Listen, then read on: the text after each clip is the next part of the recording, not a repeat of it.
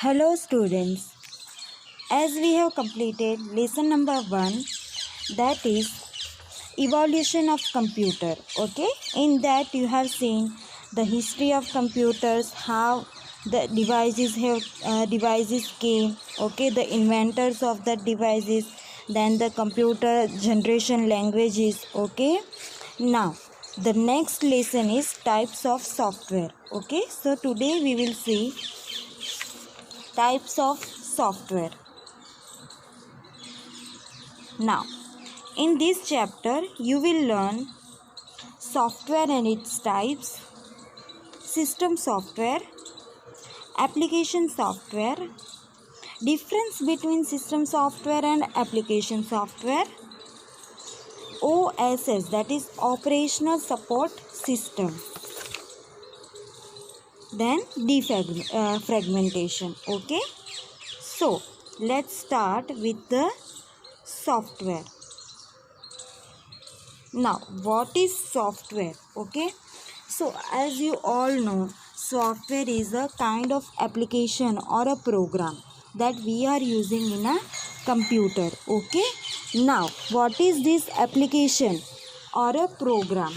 So it is nothing but a set of instruction, okay, that we have to follow. So computer is a machine, okay, so that does not possess any intelligence of its own. Okay, a computer can't do anything by its own. We have to instruct the computer. So a computer without instructions is like a car without a driver. Okay, if there is no instruction, computer can't do anything. It requires a set of instructions given by user to work on. Okay, so if we have to work on the computer, we have to instruct the computer. Okay, so this set of instructions are called program, okay, which we are written in the computer languages, that is high level language, low level language, okay, whatever is there. Okay, so computer software or just a software is a collection of computer programs and related data that provides instruction for telling a computer what to do and how to do. So each and every application and a program, we have to give instruction to the computer. Okay, now any set of instructions that guides the hardware and tells it how to accomplish each task. These sets of instructions are called program. As I said earlier, the set of instructions are called as program. Now, types of software. There are different types of software are available. So we will see. So basically there are two types of software, that is system software and application software. Now, system software is again categorized into operating system, language processor and utility software, whereas application software is categorized into two parts, that is general purpose application software and specific purpose application software. So we will see each and every category of software in detail in this lesson. So first is system software. Now, what is system software? So system software we can define as a collection of programs that control overall operations and internal working of a computer system. Okay, so the control of the computer system is handled by the system software.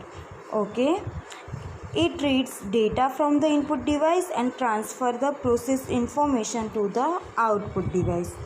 Okay, so system software is a computer software designed to operate the computer hardware, to provide basic functionality and to provide a platform for running application software. So it control the computer hardware, okay, and provides functionality to run the application. it reads data from input device and transfer the processed data to the output device. Now second is operating system. Okay, as we have seen, system software is categorized into three parts. Okay, so first is operating system. So let's see operating system. Now what is operating system? So operating system is always a necessity to operate a computer. Okay, so it controls the overall activity of your computer. See, operating system manages resources of computer system like memory, CPU, hard disk, printer, etc. So it manages all these hardware devices. Okay, now the main use of operating system is that it acts as an interface between the user and a hardware. Okay, so we can instruct the computer through the hardware device, okay, via the operating system only. If there is no operating system, we can't see anything in a computer screen. Okay, so it enables all the hardware devices and the programs to work together. So through operating system only we can work on a computer. Okay, now whenever we switch on the computer, the very first program that is loaded in the memory is operating system only. Okay, see, it also provides an interface between user and computer system and provides various services to other software. See, when the computer is switched on, the operating system is the first program that gets loaded in its memory. For example, we have different types of operating system available in the market like MS-DOS, XP, Windows 7, Windows 8, Unix, Linux, Mac, etc. So children, now you have to tell me that what is the operating system which used in a smartphone. Okay, now functions of operating system. Now what this operating system is doing? So first is device management. In the bracket I have written I/O, means input or output. So input devices and output device managed by the operating system. So an operating system controls the working of all the input devices as well as output devices. Now what are the input devices? Like keyboard, mouse, microphone. Okay, so all these are input devices. Output devices are printer, speaker, monitor. Okay, memory management. So whenever we are writing something in the computer, okay, that document or that file is saved in the computer memory. Okay, so whenever we have to need that file, okay, so we are going to the computer and retrieve that file. Why we can retrieve that file? Because that file is stored in the memory, so that we can access that file again and again. But if I have deleted that file from the computer, then I can't be able to access it. So when we are accessing that file, means the file is allocated in that memory. Okay, and when we are deleting that file, means we are deallocate the memory of that file from the computer system. So assign memory to various programs whenever required, and also freeze the memory when it is not in use. Then runs software.